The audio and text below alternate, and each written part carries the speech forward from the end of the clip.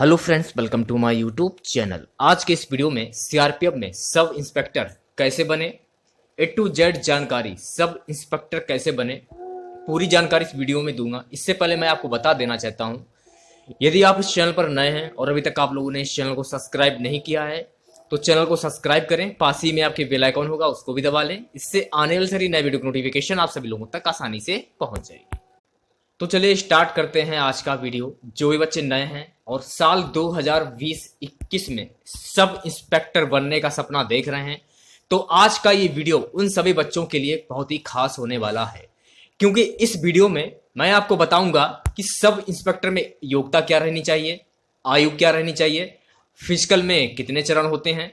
तो ए to Z जानकारी इस वीडियो में मैं आपको दूंगा, तो वीडियो को बिना स्किप के पूरा जरूर देखिए आप लोग। तो सबसे पहले बात करेंगे योग्यता की।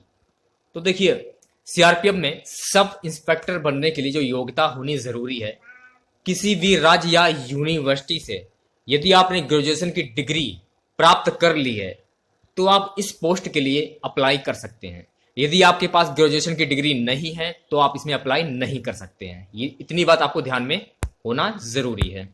अब हम बात करते हैं एज लिमिट की। तो एज लिमिट क्या होनी जरूरी है? देखिए, सब इंस्पेक्टर बनने के लिए आपकी जो एज होनी जरूरी है 18 से 32 साल।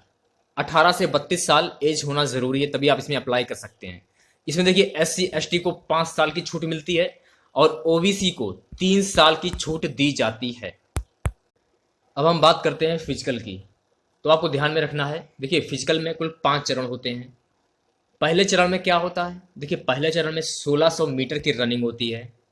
द्वितीय चरण में क्या होता है? 100 मीटर की रनिंग होती है। तृतीय चरण में होता है हाई जंप। चौथे चरण में होता है लॉन्ग जंप और 5वें चरण में होता है गोला फेंक। सभी के लिए आपको 3-3 मौके दिए जाते हैं, ये आपको ध्यान रखना है। मान लीजिए पहले चरण में यदि आपने हाई जंप ना आप कर पाए, लॉन्ग जंप भी नहीं कर पाते हैं, तो आपको 3 मौके दिए जाएंगे। कहने का मतलब है 3 मौके दिए जाएंगे। यदि 3 मौके आपको दिए जाते हैं इसमें, तो ये 3 बार आपको चांस मिलेगा। तो 3 में यदि आपने एक बार भी ये क्लियर कर लिया तो कहने का मतलब है कि आपका जो फिजिकल है वो क्लियर हो जाएगा। गोला फेंक की बात करते हैं तो गोला फेंक में भी आपको 3 मौके दिए जाते हैं। गोला फेंक में 3 मौके दिए जाते हैं। यदि आपने तीनों बार में गोला फेंक में यदि आप फेल हो जाते हैं तो आप बाहर कर दिए जाएंगे। तो 3 मौके दिए जाते हैं। तो प्रैक्टिस करते रहिए तो आप ये आसानी से कर सकते हैं। ये तो हो गया आपका फिजिकल। अब बात करते हैं मेडिकल की। भैया मेरे, तो मेडिकल में क्या होता है? तो देखिए, मेडिकल में होता है फिजिकल टेस्ट। मेडिकल कैसा होता है? देखिए, इन सेंटरों पर लिया जाता है। इसमें बहुत सारी एक्टिविटी जोड़ी जाती हैं, कुछ गेम्स की जोड़ी में, कुछ फिटनेस के होते हैं। ये आपको ध्यान रखने हैं। ये अपने सेंटर पर ही लिए जाते हैं। मेडिकल के लिए ये सेंट्रल गवर्नमेंट के जो हॉस्पिटल होते हैं इनकी अपनी मेडिकल 330 है। जो आप लोगों का मेडिकल पूरा बॉडी के बारे में चेकअप किया जाता है, आपके मंडल में ली जाती है। अब बॉडी के इंटरनल एक्सटर्नल पार्ट्स किए जाते हैं और इसकी फैक्टर्स का भी काफी टेस्ट होता है। तो इसकी अटेंड से होने वाले जो भर्ती सेंटर हो सकते हैं, इस पर आप कांटेक्ट कर सकते हैं और देखे भी जाते हैं। ये आपको ध्यान रखना। देखिए, जो आपका मेडिकल होगा इसमें आपकी सारी फिटनेस की जानकारी ली जाएगी। जो भी आपका मेडिकल में किया जाता है, जैसे कि आपका कहीं आपके चोट तो नहीं लगी है, कहीं मतलब इससे पहले कभी आपका कोई हाथ तो नहीं फ्रैक्चर है, पैर में तो कोई नहीं फ्रैक्चर है, तो सारी बॉडी का चेकअप किया जाता है। ये आपको ध्यान में रखना है। मेडिकल के बारे में इतना बहुत कुछ लिया जाता है, ज़्यादा जानकारी नहीं है हमको। इतनी जितनी भी जानकारी है वो मैं आपके सामने शेयर कर रहा हूँ। ये तो हो गया आपका मेडिकल। अब हम बात करेंगे इंटरव्यू की। देखिए गाइस, इसमें जो सब इंस्पेक्टर की जो पोस्ट होती है इसमें इंटरव्यू नहीं लिया जाता है। इंटरव्यू को खत्म कर दिया गया है। देखिए, इंटरव्यू जो होते हैं सिर्फ बड़ी बड़ी पोस्ट के लिए जो भर्ती निकलती हैं उन्हीं में इंटरव्यू होता है। ये आपको ध्यान में रखना है। अब हम बात करेंगे परीक्षा की। तो देखिए, परीक्षा आपकी 200 नंबर की होती है। ठीक है, इसमें 4 पार्ट होते हैं, जिसमें देखिए जीके 25 क्वेश्चन होते हैं और आपके जो मतलब सीआरपीएफ सब इंस्पेक्टर के उसके भी क्वेश्चन पूछे जाते हैं। उसका वीडियो मैं बाद में बना दूंगा। देखिए, जीके हो गया आपका, मैथ हो गया, रीजनिंग हो गया। देखिए, मैथ जो आपकी आती है 10th लेवल की आती है, ये आपको ध्यान में रखना है।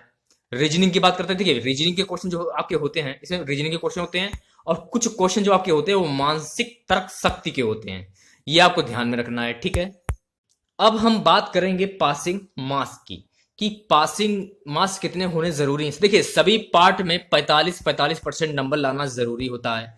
यदि मान लीजिए कि जैसा कि जीके वाला पार्ट आपका हो गया, इसमें आपने 50% नंबर प्राप्त कर लिए, मैथ वाला पार्ट हो गया, इसमें भी आपने 50% नंबर प्राप्त कर लिए, और रीजनिंग हो गया, इसमें भी आपने मतलब कहने का मतलब 50% नंबर प्राप्त कर लिए। कहने का मतलब है कि 45% से कम होना जरूरी नहीं है। 45% यदि आपके कम नंबर आते हैं तो आपको बाहर कर दिया जाएगा। इतनी बात आपको ध्यान में रखनी है। भले आप 50% लाएं, 60% लाएं, सभी में 45% नंबर लाना जरूरी होता है, तभी आप सफल घोषित किए जाएंगे। ठीक है। और देखिए आपका जो पेपर होगा वो हिंदी और अंग्रेजी में ही होगा, तो आपको चूज करना पड़ेगा कि आप हिंदी में पेपर देंगे या फिर अंग्रेजी में देंगे। देखिए हिंदी भी आती है और अंग्रेजी भी आती है। यदि आप हिंदी देना चाहें तो हिंदी में दे सकते हैं। तो हिंदी जो आपकी आती है वो बिल्कुल सिंपल आती है, कोई ज्यादा हार्ड नहीं आती है, ये आपको ध्यान में रखना है। हिंदी आपको सिंपल मिलेगी, जैसे कि आपका संधि विच्छेद हो गया, समास हो गया, रस छंद अलंकार हो गया, और हिंदी भाषा का विकास, वर्णमाला, और काफी कुछ टॉपिक हो जाते हैं। इस पर भी एक वीडियो बना दूंगा जिससे कि आपको पता चल जाएगा कि क्या क्या पूछा जाता है। ये भी आपको जानकारी होनी जरूरी है कि सिलेबस में आपका क्या क्या होता है। ठीक है।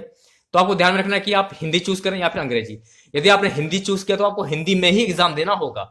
यदि आपने अंग्रेजी चूज किया है तो अंग्रेजी में ही आपको एग्जाम देना होगा। यदि आप ऐसा करते हैं कि यदि आपने अंग्रेजी चूज किया और आप एग्जाम हिंदी में दे रहे हैं तो कहने का मतलब है आप बाहर कर दी जाएंगे पेपर से। ये आपको ध्यान में रखना है और आप सफल घोषित नहीं किए जाएंगे। तो आज के वीडियो में बस इतना ही। आशा करते हैं आज का वीडियो आप लोगों को पसंद आया होगा। वीडियो अच्छा लगे वीडियो को लाइक और शेयर जरूर करें। चैनल पर पहली बार विजिट कर रहे हैं तो चैनल को सब्सक्राइब कर लें। पास ही में आपके बेल आइकन होगा, उसको भी दबा दें। इससे आने वाले सभी नए वीडियो की नोटिफिकेशन आप सभी लोगों तक आसानी से पहुंच जाएगी। मिलते हैं नेक्स्ट वीडियो के साथ। जय हिंद, जय भारत।